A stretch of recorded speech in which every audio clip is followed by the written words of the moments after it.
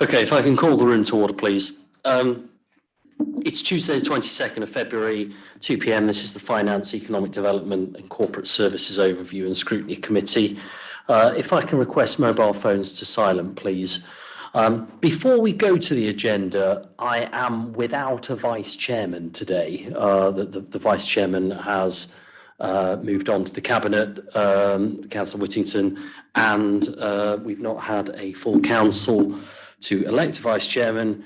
Therefore, do we have a volunteer for a nomination for a vice chairman? Councillor Dawson? So we have a nomination from Councillor Dawson for Councillor Rice-Oxley. Councillor Crawford? And I'm quite happy to second that. Councillor Rice-Oxley, are you okay to accept that nomination? Okay, all those in favour of Councillor Rice-Oxley act as vice chairman for this meeting? And any against? And any abstentions? Okay, so Councillor Rice-Oxley, if you can take the vice chairman's seat, please.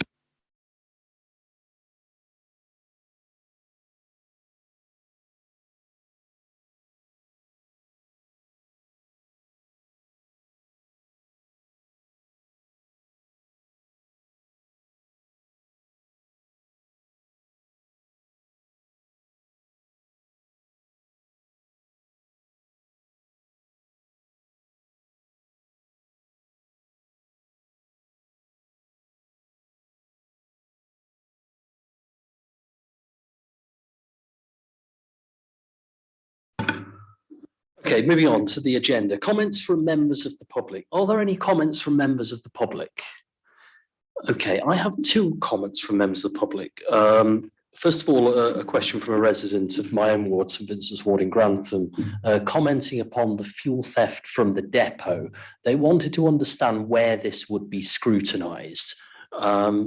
Richard Wiles? Thank you, Mr. Chairman. A verbal update was given at the last Governance and Audit Committee following the outcome of the criminal prosecution on that particular matter. It was identified there were some weaknesses in the internal control framework, so a further improvement plan that's already been implemented will be tracked and monitored, and further updates will be given to the Governance and Audit Committee in due course. Okay, after it's gone to the Governance and Audit Committee, can I request a brief summary to this committee of the findings of that and the outcome of that? That's the first item. The second item, it was raised that there was questions around the process of postponing this meeting. Now, I should say that it came to my attention as chair that the majority of this committee could not attend last week, so at relatively late notice, I took the decision to postpone the meeting for a week in consultation with the Democratic officers, Democratic Services officers, and I'm grateful for the officers for supporting that decision. I apologise to as many members as I could for the late notice, the late hour that postponement came. If I can just ask Alan Robinson to comment upon the process. There was a question from a member of the public, did we follow the correct process in making that postponing at that late hour? Alan Robinson. Thank you, Chairman. So, as you know, you brought it to our attention that the number of members were unable to attend, meaning that without regular members, we would have been unlikely to have been quorum. So in your view, that was an exceptional circumstance, and therefore you chose, the decision was made to delay the meeting, which is reasonable within the details of the Constitution. Of course, it's not ideal, and we apologise to everybody who's had to change their plans. But given the circumstances, I think it was a reasonable thing to do, and certainly within the confines of the current Constitution. Okay, I'm grateful for that, and I know that you provided a written response to the person that raised questions on that. Again, my apologies to any individual for that. Councillor Baxter. Thank you, Chair, and I did have sight of the response, but I don't agree. I don't disagree that it's not reasonable to postpone the meeting. Reasonable is one word. But in terms of our constitution, it is coach and horses outside what the constitution says about moving meetings. And the constitution says it should only be postponed with the agreement of the committee. And I think it says extreme circumstances such as a pandemic or extreme weather or whatever, and none of those applied. So this is an issue that maybe maybe you, as a committee should refer it to the Constitution Committee, but I can't see any way that it can be justified from a Constitution point of view that it was done properly. Okay, I'm grateful for those comments. I'm happy to refer it to the Constitution, the Governance and Audit Committee, just to see whether we acted appropriately there. As I say, I'm grateful for all members for their cooperation in this, and I'm grateful for the Democratic team for supporting that decision. Okay, moving back to the agenda then. Item 2, apologies for absence. Do we have any apologies for absence, Sarah? Thank you, Chairman. Apologies have been received from councillors David Bellamy, Gloria Johnson and Charmaine Morgan. Councillor Helen Crawford will be substituting for Councillor David Bellamy, and Councillor Kathy Rice Oxley will be substituting for Councillor Gloria Johnson. Thank you. Okay, thank you. Item 3, disclosures of interest. Are there any disclosures of interest in the room? Okay, as a reminder, you can disclose any interests or dispensations at any stage during the meeting. Item 4, action notes from the previous meeting on the 3rd of December. Are there any comments on the action notes of the meeting held the 3rd of December? Okay, there appear to be no comments. Do I have a proposal that that's a true and accurate reflection of that meeting? Thank you, Councillor Sandal. And a seconder? Councillor Dawson, thank you. All those in favour that that's a true and accurate reflection of that meeting?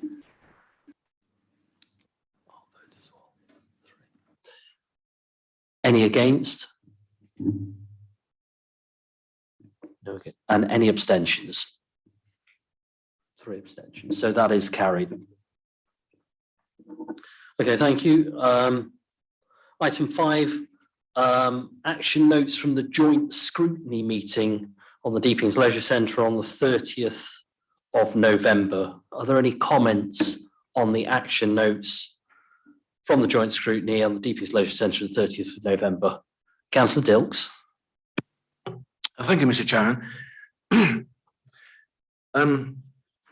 I just wondered if I could, on a matter of process, sort of ask, what's the process? What's the journey of these minutes? Do they come to you and the Vice Chairman sort of approval before they come to us, or what? So, as a chairman, I refer to my Vice Chairman to sign off minutes. I think I'm unusual in that regard. I think I'm the only chairman that doesn't sign off minutes. I always get my Vice Chairman to do it because it's enough work chairing the meeting without noting down what's commented on the meeting at the same time. I believe that that other chairmen do sign off their own minutes. Councillor Dill. Yes, thank you, Mr. Chairman. That is helpful. Thank you. I just wondered, because I read them last night, and I was so frankly shocked that I'd been to a different football match to the one that's in here. I mean, there's several things, but I don't want to make a big sort of song and dance about. I don't want to go through them. We'd be here all day, frankly, talking about the inaccuracies in these minutes. The first thing, just on process. I note that there's no mention of who was the chairman of that meeting, or indeed the vice chairman. And I think, you are, as far as I am aware, and I know we had the conversation, you are the chairman of joint scrutiny as on our website. I think I'm right in saying that. Correct me if I'm wrong, but I'm just saying there's no mention of who. I'll just offer a correction on that. Actually, we took the decision a couple of years ago to rotate the position of joint scrutiny. So yes, that is now a rotated position, okay. The chairman of joint scrutiny, but I do chair the joint scrutiny budget meeting. Indeed, thank you. But nevertheless, there's no mention in these minutes of who the chairman was, or how we arrived at a chairman. I thought it was natural that you chaired it personally, but I just think we should say who the chairman was, and possibly who the vice chairman was as well. And I possibly say that because you'll recall possibly it was a difficult meeting, a heated meeting. We know that, and that's why I asked you during the meeting, could I be assured that all questions and answers would be fully and accurately minuted? And you gave an answer to that and said you'd make sure they were, and I accept that. But it's just the way they're written. They're written from a point of view, clearly. And if we go through, if you look at the statements by the members of the public, anybody reading this would think that's what was stated, and that was all that was stated. Well, it wasn't. Each of these said a couple of different things or added things to what's on here, not actually changing the complete meaning of it, of course. But one of them, Mr. Gray, for example, talked about the lack of disclosure from involved private companies. It says at the bottom of page 13. What he actually said, and I listened to the recording last night, he actually said, because I remembered him saying it, he said that he was surprised there'd been no reports from directors of Leisure SK, who he noted, some of which were senior counsels in this authority. And he went on to say this lack of disclosure that we get from private companies, he's not saying it's illegal, but it is certainly immoral. And there are several other things sort of in there. When we go over the page, when we get to the report from the cabinet members for leisure, that is actually reported verbatim, except for two notable changes in the language from what he actually said. Okay. He talked about a significant reduction in the council's income halfway down, about the fifth bullet point. He actually said it was a drastic reduction in the council's income. He talked about the new build for the Deepings Leisure Centre was considered, it says here, affordable. He actually said possible. It was possible, now it's not. Now, I know all of this together, individually may be sort of small, but when you look, the biggest thing in that meeting that came out for me, Mr. Chairman, and you may remember it, I'm sure you do, was Mr. David Rushton, one of the expert witnesses, and he said that in considering the investment that we should be looking at for Deepings Leisure Centre of about £10 million or a little bit over half of it, and he said £5 million plus, is legacy investment. And I've written down what he said. It's legacy investment. It's money that should have been spent over the last decade to keep the centre in a workable condition. It's difficult to expect a return on that investment or on investment of money that should have been spent on maintenance during that period. Now, I thought that was key to the whole meeting, I've got to say. I may be wrong, I may be just on my own there.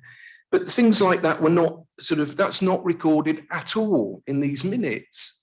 And I just think it was, and there's lots of other things, that you'd probably sort of think were very minor, and probably they are.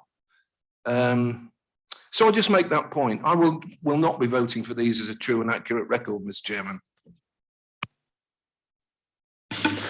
Are there any other comments from the committee on this, on these minutes? Councillor Baxter.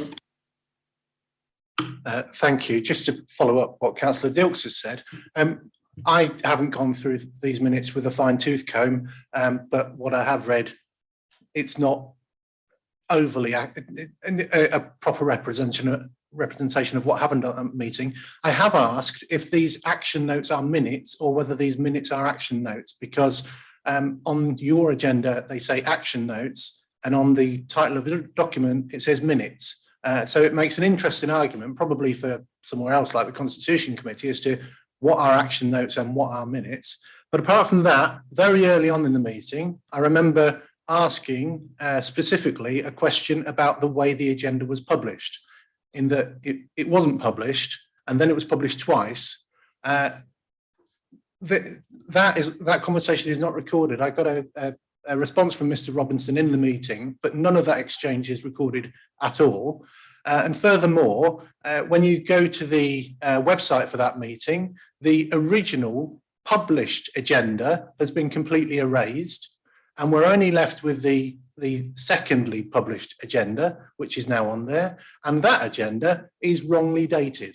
So if we can't trust for date, and if we can't find the original agenda, if we're basically putting documents out into the public domain which are false, and then we're withdrawing other documents, that's a really worrying way for this council to go.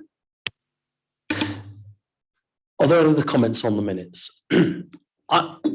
I think this was such an important meeting that I'm kind of keen to get cross-party support for the minutes. So I think I'm going to, with the committee's agreement, refer this back to Democratic Services to get more detail on this so that we can get the cross-party support. I mean, I reject the accusation that there is false and misleading information in the minutes. I don't think that's true, but I do accept the point from Councillor Dilks that there are some important elements that could be added to this. And as I say, it's such an important meeting that I am keen to get cross-party support. Does anybody have any comments on that? No, then I'd like to not take a vote on this, and we'll refer this back to the Democratic Services and take a vote on this at the next meeting, because, as I say, I think it is such an important meeting. We have to get cross-party support that what was discussed in that meeting is accurately reflected. Okay, so I'd like to move on then, please. Updates from the previous meeting, item 6. Are there any updates from the previous meeting? Okay, no, I'd like to make some progress then. Item 7. Oh, sorry, Councillor Baxter. Does that include updates from the one we've just been speaking about, the leisure centre meeting? Because in the minutes or / action notes that are provided, it says that building condition surveys have been or will be commissioned for the other leisure centres, meaning Bourne, Stamford, and possibly Grantham. So have we now done that bit? Nicola McCoy-Brown. Yes, they've been commissioned and should be with us in the next month or so. Okay, thank you. Are there any other comments from updates? Councillor Dilks. I just wondered on that, Mr. Chairman, it obviously refers to the heads of terms agreement for the lease in those minutes or action notes, and I just wondered if you could update us on where we are on the lease for Deeping's Leisure Centre. Thank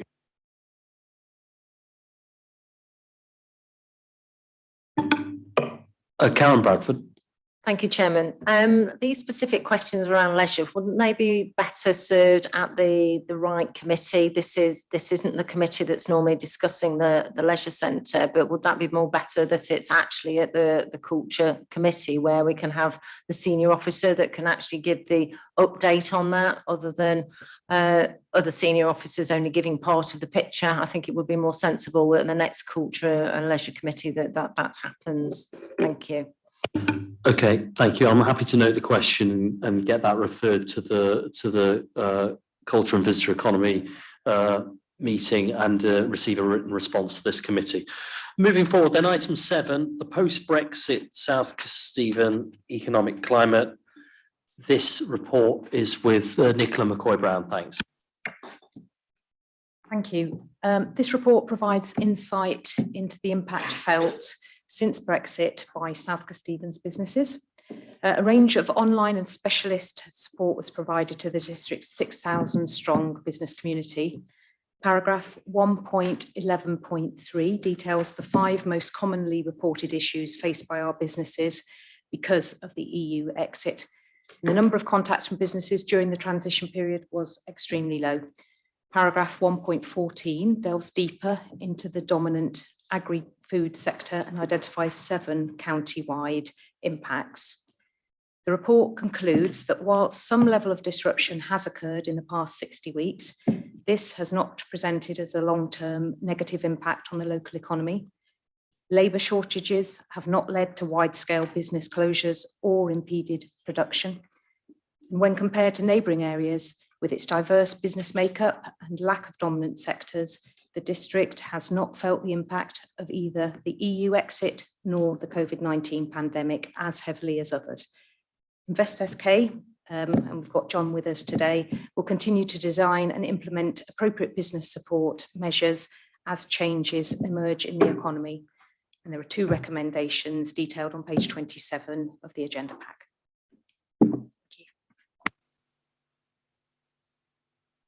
Okay, are there any questions on the report? Councillor Knowles. Thank you, Chair. I can't comment on the totality of the Brexit changes and the fact that there's been little changes has been reported, except that in the transport industry, for which I know little, there has been substantial hold-ups with product coming in from Europe, and there has been major changes in the way things have had to be delivered to the supermarkets of European product, and this will be worsened in the next 2 or 3 months when the Spanish season it comes into full flow with tomatoes and odds and sods that come in from there. So the idea that transport has not been affected by Brexit is, I think, misplaced, and there are problems for hauliers, particularly those bringing product from Europe, and these will be worsened, not made better in the next few months because it becomes a busy season. Thank you. Thank you for that. I'll take a few comments first, and then we'll get a response from John Hine. Councillor Crawford. Thank you, Chairman. I congratulate and thank the team for handing out the grants on 1.6, the £51 million for the COVID grants. Do we believe that all these monies that were given to local businesses have been legitimate businesses, as I'm aware that the government was extremely concerned about the amount of scam businesses receiving grants? Thank you. Councillor Dilks, I will come back to you. Councillor Dilks. Yes, thank you very much for the report. I have to say on paragraph 1.4, I thought was a bit of an understatement. If I may read a sentence from it. Today, there are no UK members of the European Parliament in the European Parliament, no UK Commissioner, and UK ministers no longer attend meetings of the European Council. Everything else has remained the same. I was going to pick up the comments that my friend Councillor Knowles made. I was going to say, tell that to the haulage industry. You know, tell that to exporters or potential exporters or those who are buried in a sea of paperwork since January the 1st last year. But my question, if I may, was just on paragraph 1.7, and I appreciate if you haven't got the information right now, but the last paragraph talks about the being so few inquiries and support coming from businesses across the county. I just wondered in due course if you could let us know how many, you know, we did have from us and how we were able to help local businesses in SK. Thank you. Jonathan Hine.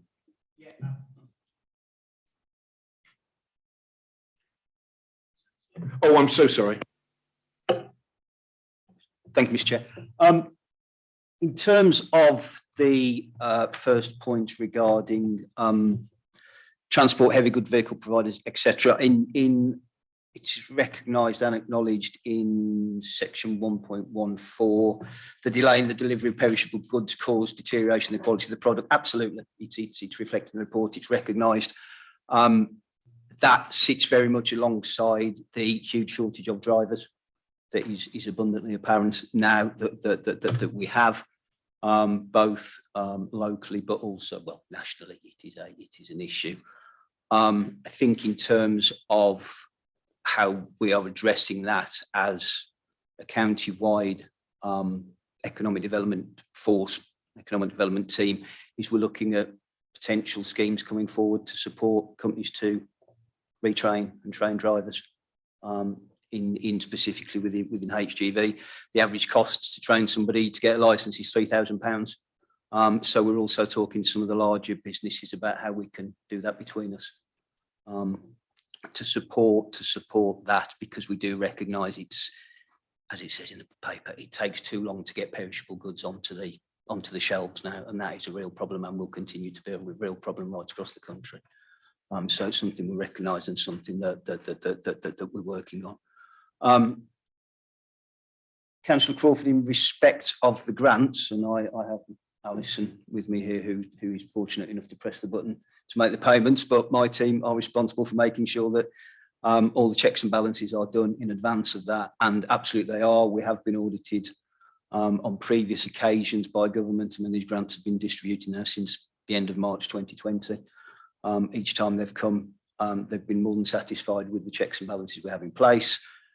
As an authority ourselves, we've insisted on an application process, which involves matching business rates number to bank statement to company's house number. You know, there's a tool called Spotlight that is used. There's experience checks that are done. And yeah, we don't release a payment until all of those checks and balances have been done. I mean, obviously we are aware, and again, I'm part of a county-wide group that look at this and look at best practice, and we are aware in other parts of the country. My accent's a giveaway to where probably the worst case was, where there was identifiable fraud and was duly punished in a court of law. We make it clear to any applicant that any fraudulent claims will result in full punishment through the court of law. And to date, we have not had any evidence of any of the payments that we have made have been claimed by the applicant fraudulently.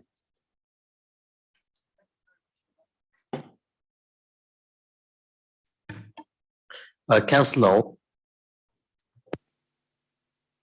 Knoll. Thank you, Chair. I'm following up on what Councillor Crawford says. I mentioned a case at one other meeting, and I know it's not appropriate to mention individual cases, so I'll try and avoid that.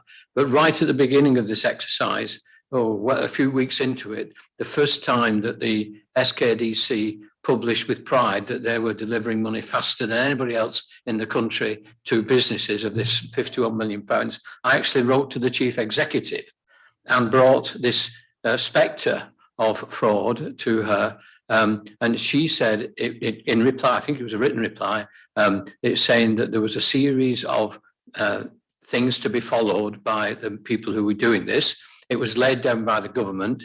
It was effectively a tick box exercise that people ticked the box, and they ticked all the right boxes, and they could show the bank accounts and so on and so forth. The money was paid. There were no other checks by SKDC, or no other checks required to be done by SKDC at that time. It was a government scheme. These were the rules, and if people followed the rules or seemed to have followed the rules on a answer bar on a piece of paper, in that case, the money would be paid, and that was what the instructions were effectively from government.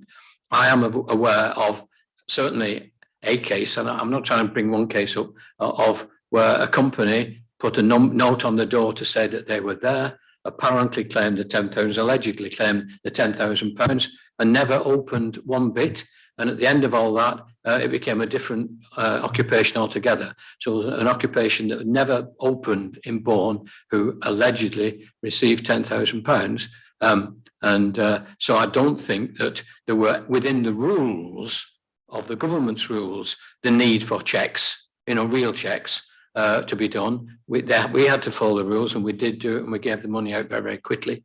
And in many cases, that was most welcome, I would note. But I'm equally sure that there were quite a lot of people who managed that system in order to get money by false pretenses.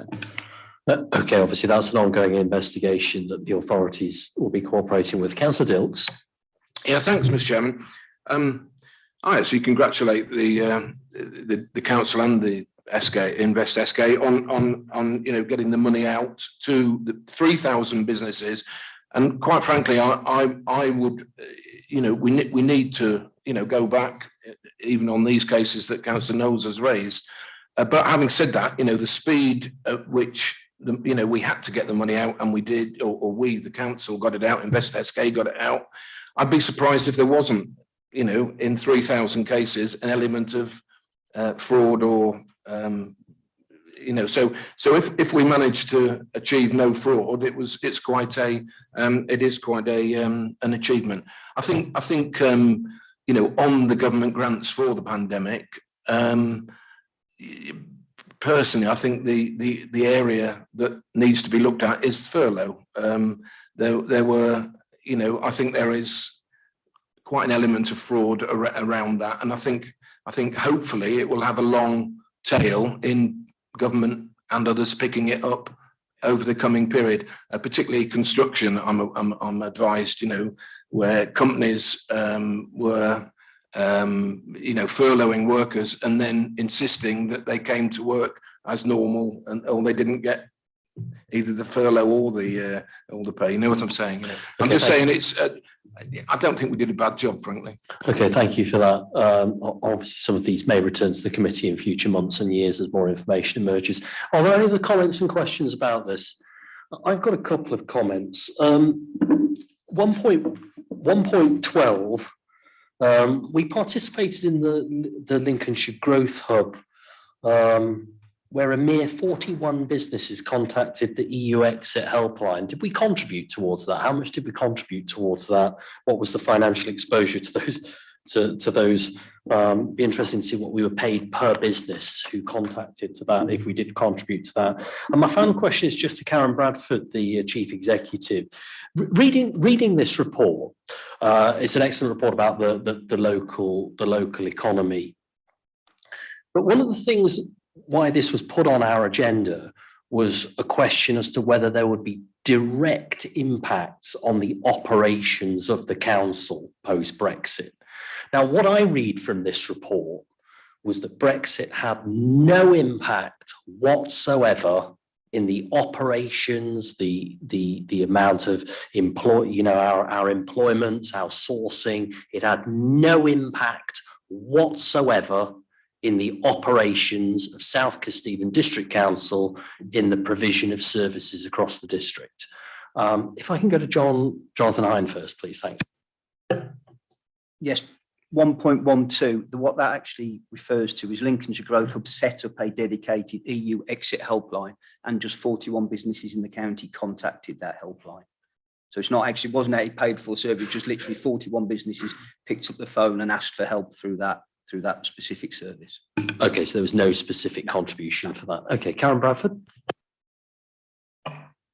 Thank you, Chairman. I probably put a question back, as I didn't think that you were specifically looking at an answer for the council. That might be a different report coming back, but we've got the COVID impact report. But if you wanted a further report about specifically about South Kesteven as a council, my understanding was this was South Kesteven as the economy of the council area, not as South Kesteven District Council.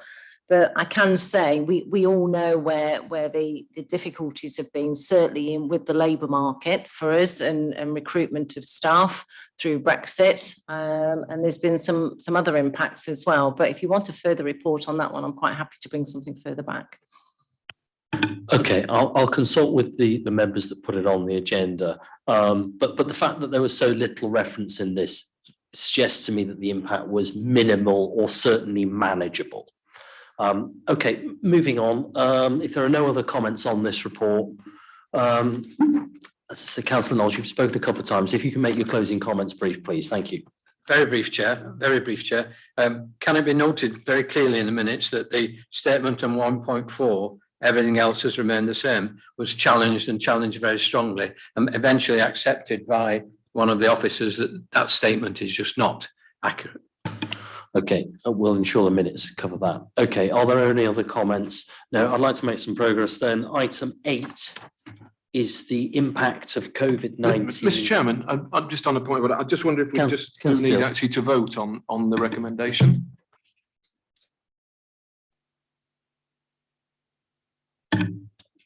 Do we have a requirement to, I think this is a report to note. I'm happy to take a vote if you want to propose that we do that. It is a request of Invest SK, which is something I think they're doing anyway and reporting to the companies committee. So I don't think we necessarily need to vote on this. If there's no request to vote, I'd like to make some progress. Okay, moving on to item 8, the COVID-19 response. And this report is with Ken Lyon. Thanks. Thank you very much, Chairman, and thank you, committee. So yes, so I've got the pleasure of bringing you today a report on the impact of COVID-19 on the organisation and also the lessons learned. So what the report attempts to provide is a holistic overview of the impact of COVID on our services, our finances and our communities.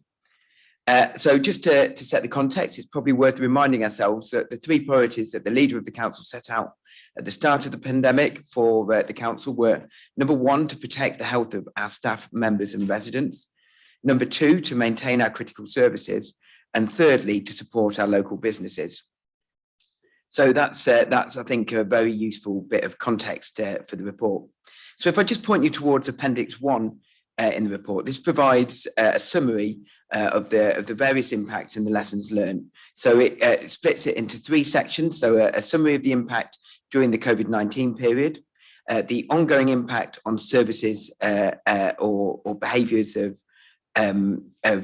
communities or customers, and then crucially those lessons learned from COVID. And then if I point you to Appendix 2, you'll see there's an overview of the financial impact of COVID on the council. And those covers the income losses that we suffered. So for example, car parking or art centres, some of the additional costs incurred, such as PPE, and the impact of delivery of savings due to being resources being directed elsewhere, and also the income from government grants to mitigate losses for councils, such as the Income Protection Scheme or the Leisure Recovery Grant. And as I've said, so one of the key things that we need to take from this, from COVID, are the lessons learned. And then you'll see in section 6 of the report that we've summarised those key lessons learned. And some of those have been around the importance of the council operating effectively as a partner rather than just a deliverer of services.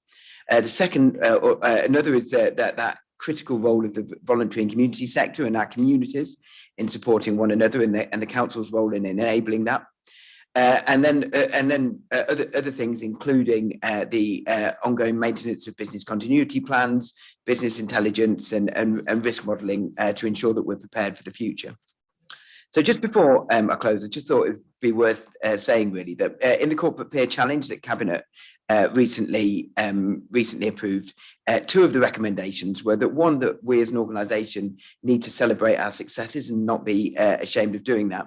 And the second recommendation, or the second action point really, was noting, a second one was noting that that actually all of the partners involved in the Corporate Peer Challenge process praised the council for its response to COVID-19. So I think that's a useful context to the report. So and so there's an opportunity to celebrate that to an extent. And if I could just add a sort of personal note. So as members know, this is my last report to a committee of this council, and after 15 years in local government, some of the way in which our staff and communities responded to this is probably the time that I'll look at with most pride in doing in my time here, because I think there were so many heroic efforts across our communities and across our team, whether that be in our public protection teams under Anne-Marie and responding to businesses, government guidance and the impact on businesses and our stakeholders. We've mentioned previously in the report the role of Invest SK in finance under John and Alison in distributing over £50 million worth of business grants, or through Carol Drury and Emma Sharp and Susie in the SK Community Hub, responding to over 2,000 calls and queries from our residents, or the role of the communications team in ensuring there was effective internal and external communications throughout the campaign. But also, so that's some of the internal role, but also the report formally asked the committee to thank the communities and the voluntary sector that really stepped up to the plate during this crisis. And I won't go into individuals because there were so many of them, and it was a privilege to work alongside them in doing so. But just to say that role was a stimulus to the development of the SK Community Awards that were rolled out this year, where we had 123 entries that highlighted the role of different people in the communities and the certificates of thanks that were issued the previous years. And so therefore there's a recommendation to formally thank from this committee those groups that were involved in doing that. So as I said earlier, this sets out the last the last couple of years have been one of incredible challenges for the council and our partners and our communities, and many of which are ongoing, which I think are highlighted in the report.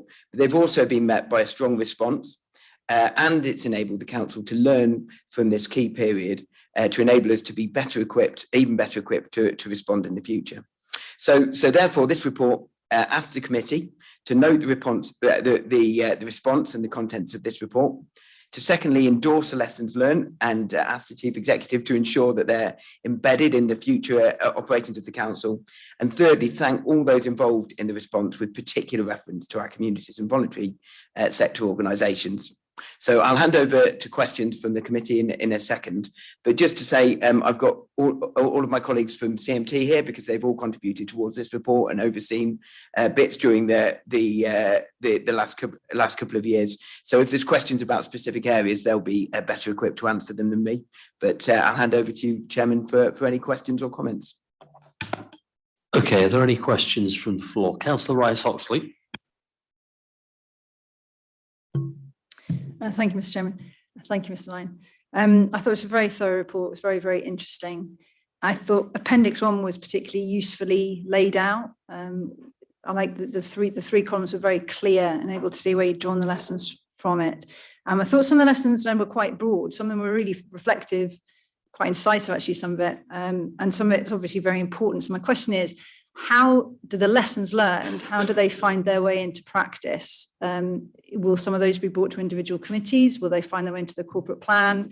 You know, how you're the author, how would you like to see these lessons learned coming into practice? Thank you. Ryan. Yeah, no, that's a really good question. So there's a couple of things really, I think. So the first is a number of the lessons learned have been incorporated as we've gone. So for example, the importance of business continuity planning and ensuring that's up to date and is a regular part of our service planning activity.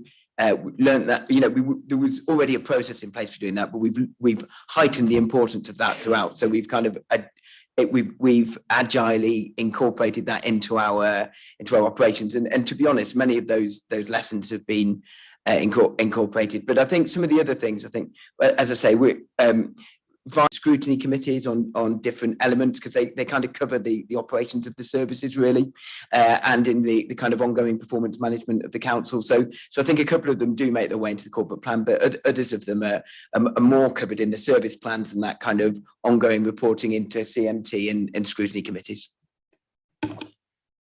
Councillor Dilks. Thank you very much, Mr. Chairman. Thank you very much for the report. As colleagues have said, it's a good report.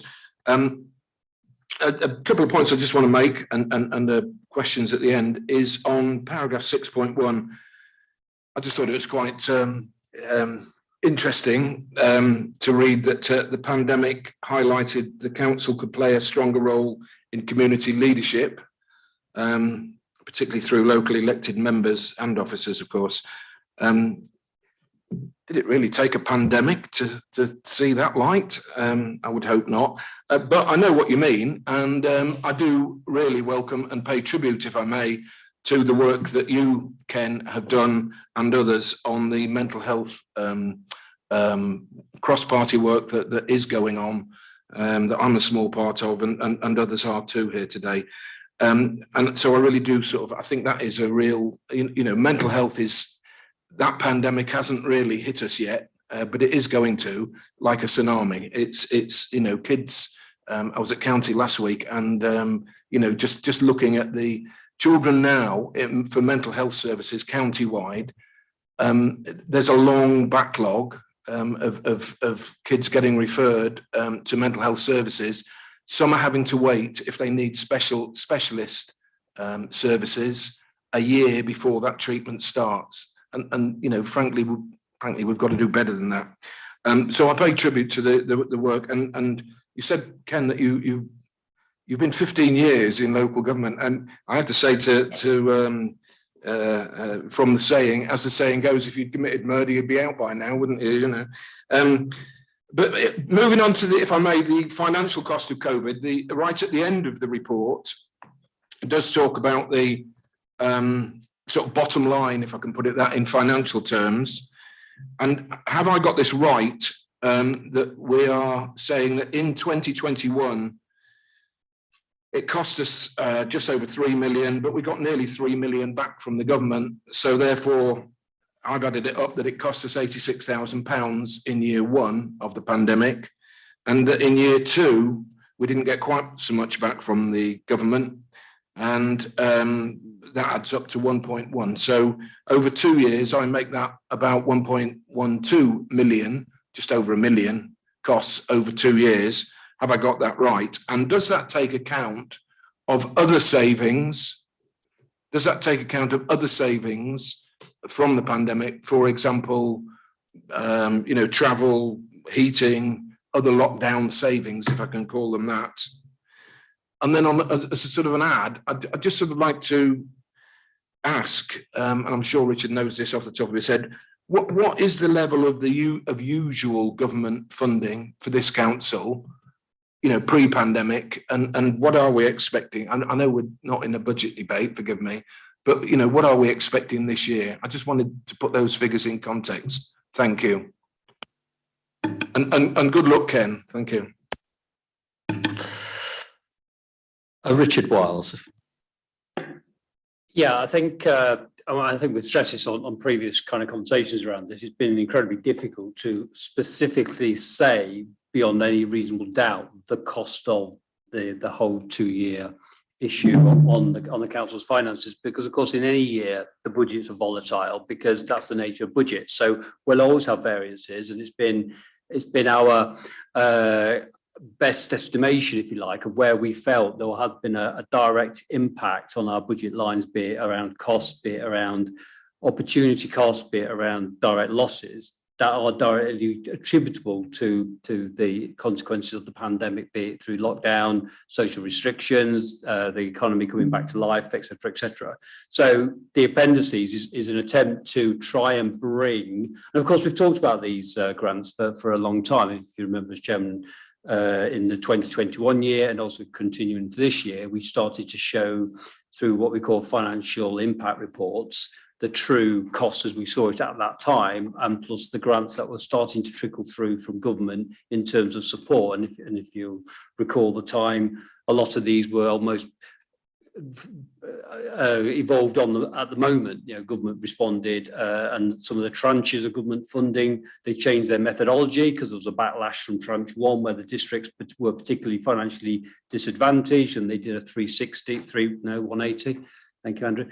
They did a 180 and changed the methodology. So tranche two really favoured districts. And so it was changing all the time. And some of those were just slugs of money given from Whitehall to councils. There wasn't a direct correlation to say, you've evidenced to us that you've seen financial impact of X, and therefore we're going to give you a contribution of Y towards it. It didn't work like that in the main part. It was just money being pushed through the system to recognise financial challenges, which is why I think it is dangerous just to say, okay, well, the column of X is that, and we suffered that, therefore there was no impact, because that's not kind of what that table is trying to show. What it is trying to show is where we've directly aligned, there's an income loss over there and there's a government scheme over here that was directly supporting it, and you can see there was contributions towards it. And also what we've tried to do is say, and as a consequence, and we talked about this again during the time, officers have been diverted away from doing what they would ordinarily have done, particularly around transformation and procurement. They are a cost to this authority because we couldn't deliver what we set out because people were being diverted away from those roles. So we have tried to corral all that into something. And I guess, yes, if you talk the pure numbers, it does look like this year we're going to be disadvantaged. That's not a surprise because the government, as you know, turned a lot of the support off very quickly. There's been no tranches of funding this year, 21-22. The last legacy arrangement was the income loss one, which was Q1 only. So from 1st of July all the way through the rest of the year, there's been no funding at all to support the fact that our car parks aren't operating at capacity, the fact that our art centres haven't been able to reopen and get people back in the numbers that we would have hoped. Market traders haven't come back in all areas into the numbers that we've seen previously. So there is a legacy cost this year, but as you've rightly identified, we've kind of come out of 2021 actually probably slightly in a positive way, actually, because if you remember at year end, we created a COVID reserve. from some of the funding that we didn't need to use, and that will hopefully offset some of those costs that we are seeing this year. So in some ways, it's still all that to play for, because until we're out of 21-22, we can see what the outturn is. Obviously, Alison will give us an update at the next agenda item as to where we think we might be. Then the full impact is still feeling its way through. So I know that's a bit of a waffly answer, but I think it just demonstrates it's not as simple to say the cost was that, the reimbursement was that, therefore the residual is this. Because we all appreciate it's not that simple. In terms of funding, the government there's no narrative around COVID legacy issues in our 22-23 settlement. All we've got is a 1-year settlement, more or less where we thought it would be based on 21-22, because the spending review has been deferred for a further period, because the whole funding formula conversation is yet to take place and they've deferred that for a further year. We've got a holding position 22-23 within the parameters we expected to see, but there has been no further push of money through into 22-23 in any way to mitigate ongoing, if that's what we continue to see, COVID impact financial consequences. So it is a fairly benign 22-23, but it doesn't have any of this in it as part of its settlement. Okay, are there any other comments on this report? I have a couple of comments. First of all, it's a very well written report, as always, Ken. Thank you for the report. It's very detailed. It's excellently written. But I'm going to politely suggest there's a contradiction in the report. Page 53, you suggest that we've not achieved any transformation and savings. Yet actually the report is all transformation and savings. It's all transformation, maybe not the £170,000 of transformation and savings we originally suggested, but the whole report is the way that this authority has been nimble. Its management has responded in real time to delivering services across the district. Some will have done well, some will have done with lessons. It's all transformation and savings. And as I say, I think it's a very well written report, but it suggests to me it looks like the start of a process. Now, I hesitate for you to agree to lots of work for your successor, but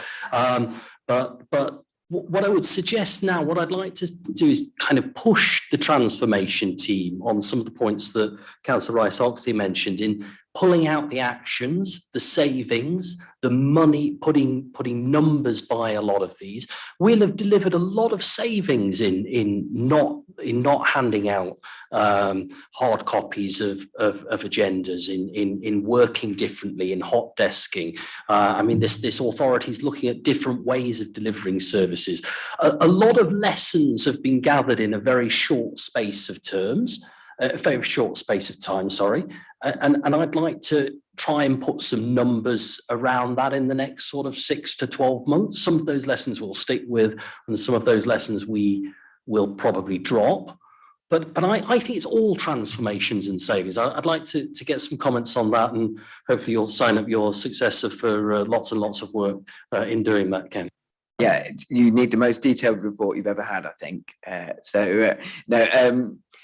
So I think what we've referred to there is probably a question of language, really. So the transformation savings were a specific thing that was in the budget going into that year. I'm looking at Richard because so you're exact. I totally agree with you. You're exactly right. The whole thing has been transformation and everything. So, and there has been an incredible amount of savings realised through it.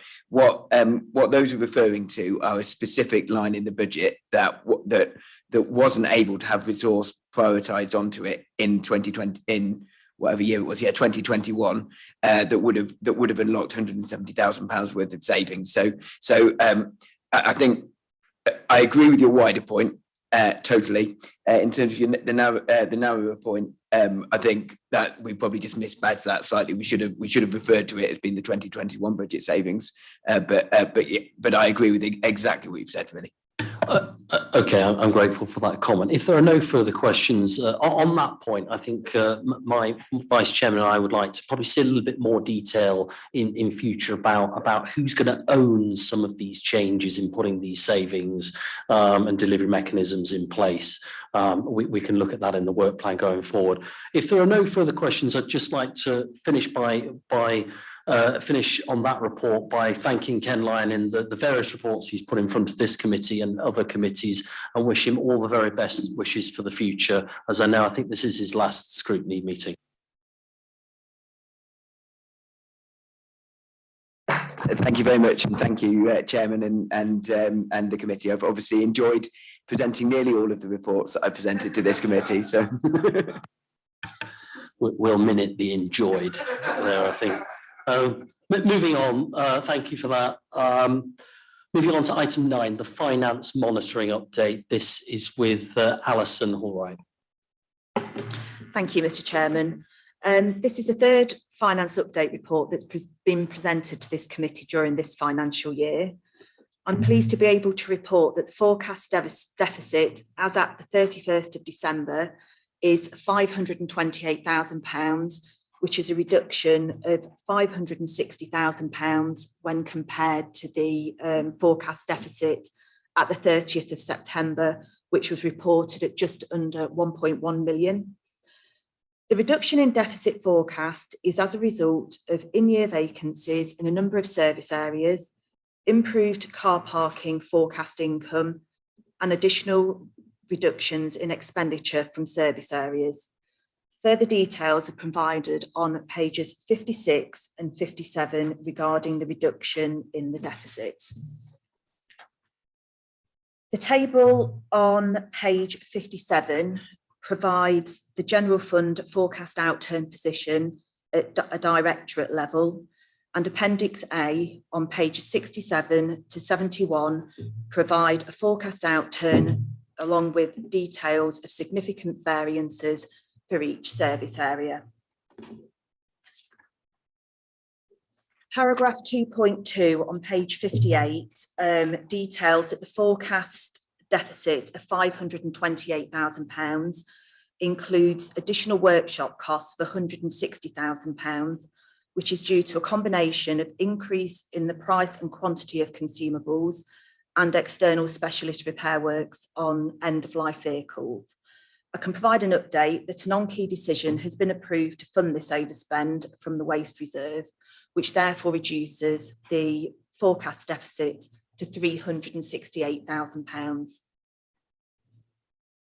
Table 3 of the report provides details of the forecast outturn for significant income streams.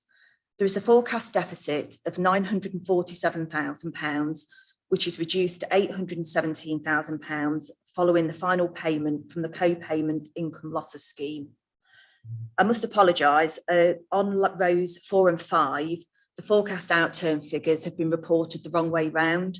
The Stamford Arts Centre should read £352,000 and building control should read £670,000, but all other figures in the report, in the table, sorry, have been reported correctly. Paragraph 2.6 provides members with updated information relating to the positive savings that are being generated from the hybrid working arrangements that are in place across the council. We're forecasting that savings of £135,000 will be achieved across a number of budget headings as detailed in Table 4.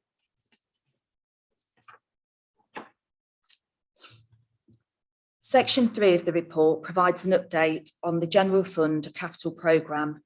As per Table 6, we have a forecast spend of £5.8 million against a current budget of £8.7 million. Table 7 provides further details regarding the significant variances for each of the schemes. But a number of these schemes have had budget carry forwards requested as part of the council budget report, which was presented to Cabinet earlier this month and will be presented to council for approval on the 3rd of March. These include the Deepings Leisure Centre all-weather pitch, the Heritage Action Zone, the Shopfront Scheme and the Arts Centre refurbishments. Section 4 of the report details the forecast position for the housing revenue account revenue budget. As per table 9, the forecast surplus is now 2.3 million against a budgeted 3.7 million. And Appendix B on pages 73 and 74 provides a more detailed breakdown of the HRA along with comments regarding the significant variances. Section 5 of the report provides an update on the Hra Capital Programme. The forecast spend, as detailed in Table 11, is 10.1 million against a budget of 23.8 million. And Table 12 provides reasons for the variance of £13.7 million. Again, a number of schemes have, as part of the budget report, there are a number of budget carry forwards that have been requested for the HRA, which includes the housing system enhancements, the communal rooms, kitchen and bathrooms programmes, the passenger lifts, fencing and the door entry system, which will allow these schemes to be completed during next financial year. The final part of the report, section 6, details the collection rates for council tax, business rates and HRA dwelling rents. Benchmarking is undertaken on a monthly basis with Lincolnshire partners and our performance is in line with other councils. At the end of December, actual collection rates were slightly higher on council tax, but were just under the target collection rate for both business rates and HRA dwellings, and we'll continue to monitor these on a monthly basis. Thank you, Mr. Chairman. Okay, thank you. Do we have any questions from the floor? Any questions from the committee?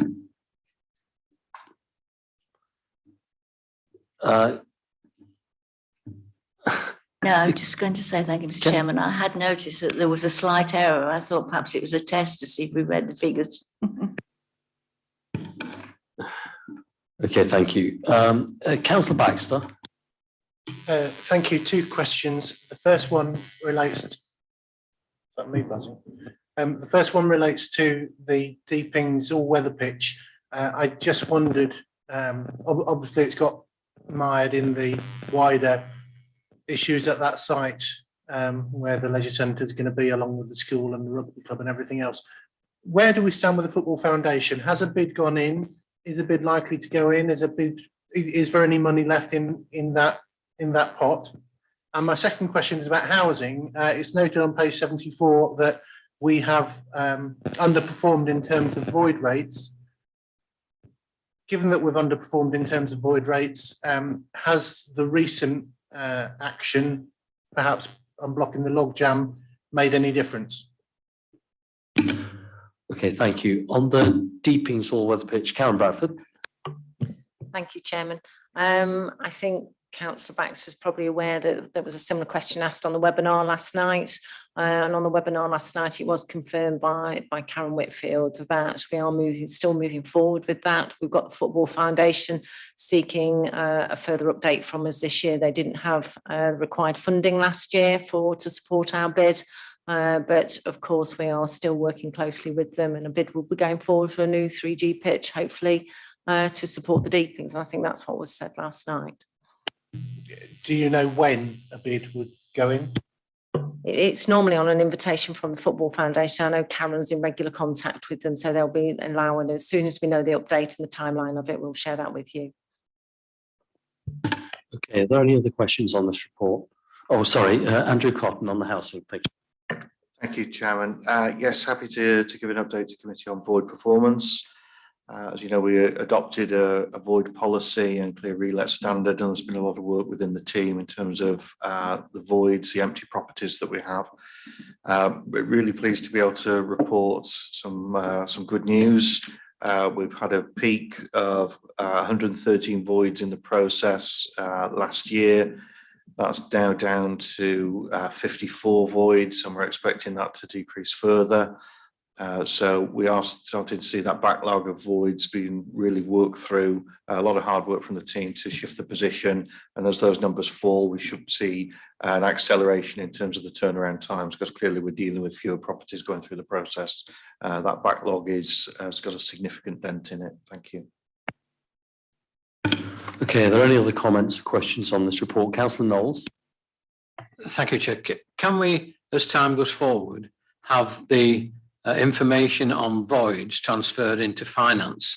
Because we know what we used to record, what money was being missed by houses being vacant for longer than we wanted it to be, and so on. And if we can transfer that information into finances, it would be helpful, I think. Yeah, I think that is a request that's been made of this committee, I think, before you join the authority. So I think that'd be useful if that could be emailed round. Are there any other questions? Alison, all right? That information is included in the Appendix B on page 74. So we do forecast the loss in income due to voids. We provide the information in there. Okay, I'm grateful for pointing that out. Are there any other questions? I have a couple of questions. It seems that some of the variances are opening up for the first time I've actually seen since I've been on one of the scrutiny committees of this authority. Is that a symptom of inflation? What inflation rate did we use in our modelling? I'm guessing inflation will have doubled. The headline rate of inflation will have doubled since we did our modelling sort of a year or so ago. I noticed that you've put that in the excellent finance risk register that's at the back of this. I'd like to commend the team for a finance risk register. I've been calling for an updated finance risk register. I think it would be useful if you just walk us through the finance risk registers, just so that we can kind of understand the risks. And finally, just one thing that jumped out to me, on page 61, the Heritage Action Zone, there are delays in establishing a property grant scheme. If you can just explain to us what the delays are in the implementation of the Heritage Action Zone, please. Jonathan Hine. John's fine, Chairman. Just in terms of that, it's the delays that are actually documented in other papers we've seen today in terms of finding skilled tradespeople, sourcing materials, impacts of Brexit, impacts of COVID, all the sort of things we've talked about. So the schemes are identified, the properties are identified. It's just taking longer to bring the work forward because of the shortage of tradespeople and materials available at the moment. Do you believe that delay will be weeks or months? If we take a real life example of the Ad Action building on the High Street, then you're looking at more towards months than you are in terms of weeks, if we take that as an example of how long it's taken to bring these things forward. There is a shortage of heritage tradespeople across the country, and there is a lot of Town Deal, Future High Street Funds and other work going on at the moment. But we're working with Historic England. They're comfortable with the position that we're in at the moment with regards to that scheme, and they're comfortable with the spend profile going forward. Okay, thank you for that. A detailed Future High Streets Fund report will be coming before this committee in the next meeting.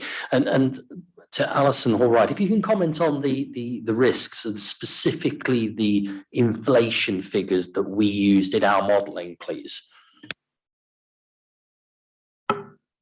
When we produced the budget, we will have used the inflation figures that were available at the time. So as you quite rightly say, inflation is higher now than it was. So that's less than 3% we would have used?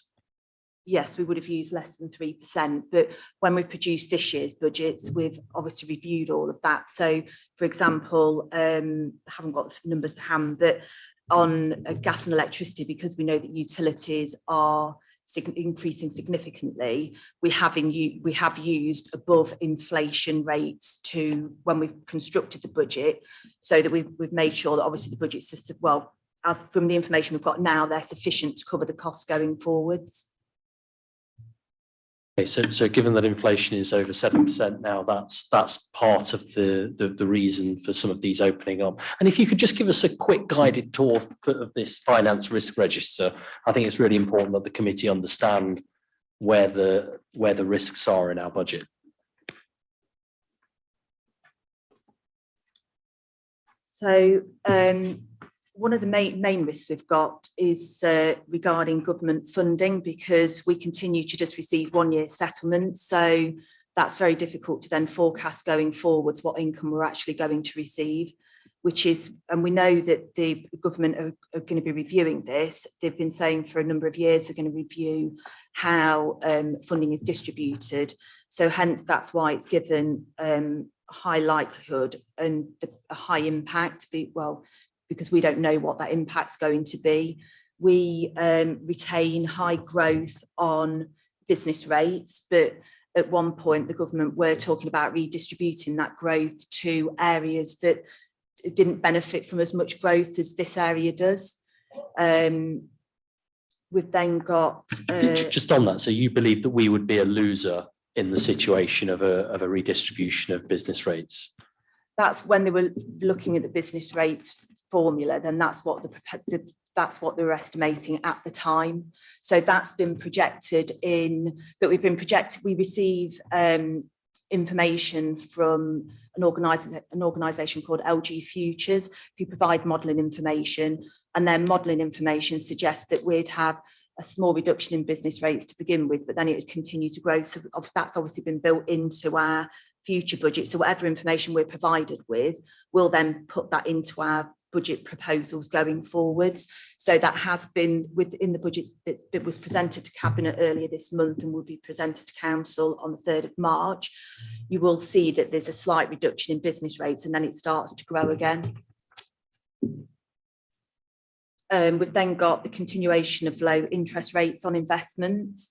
So interest rates are starting to increase now, but during 2021-22, we've had rates as low as 0.01% on some of our investments.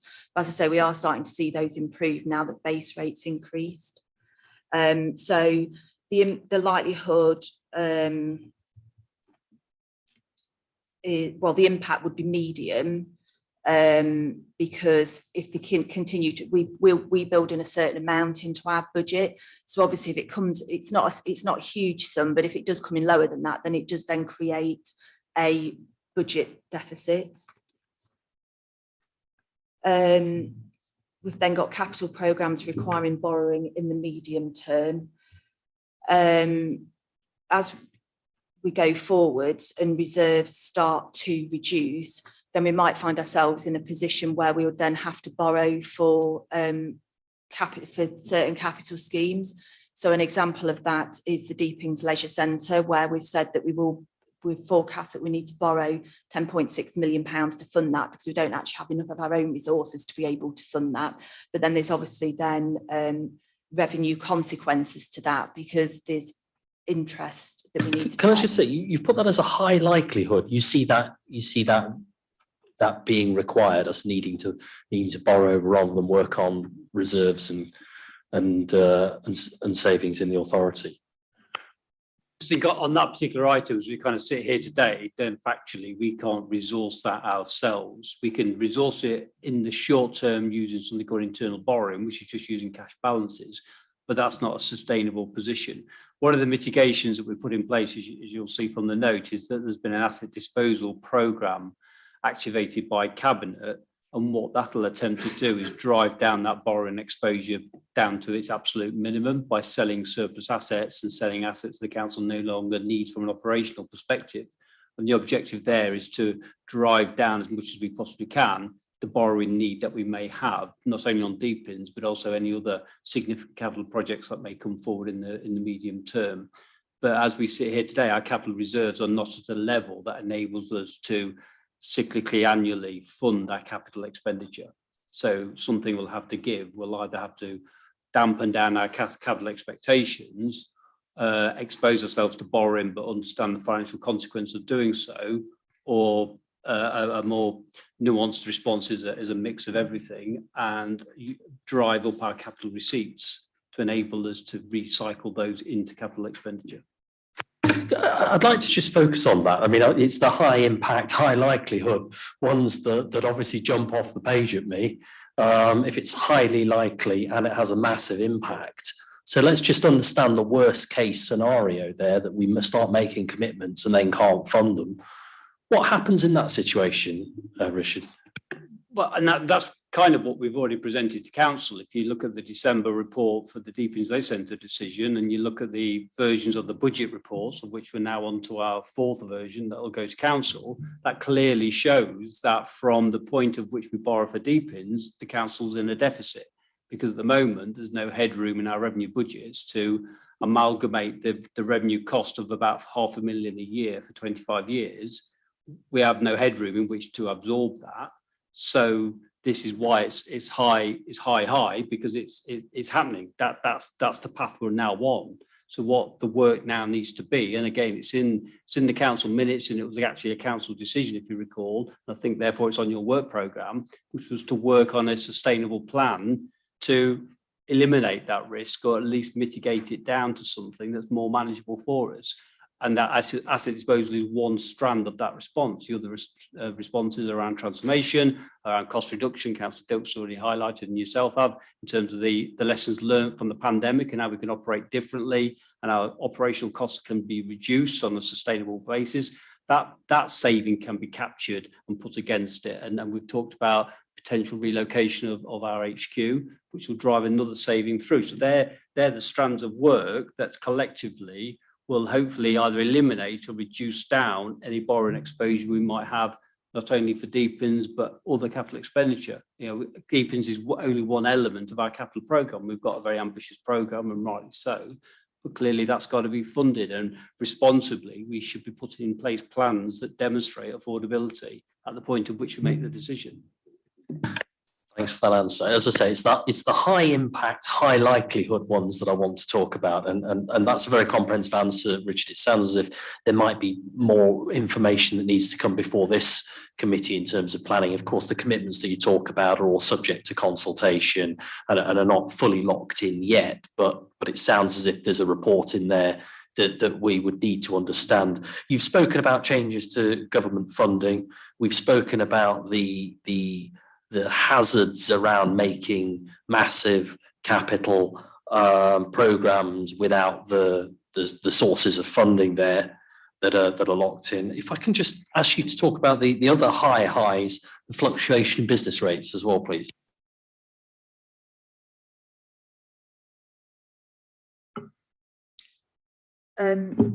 Part of this will be due to the amount of income that we'll actually receive from business rates as part of the funding settlement, but then you've also got the collection of business rates.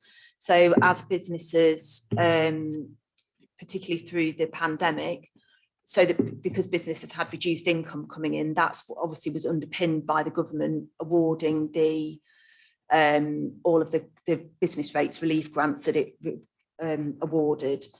So a lot of so we collect probably £45 million worth of business rates, which is then distributed between us, the county and central government.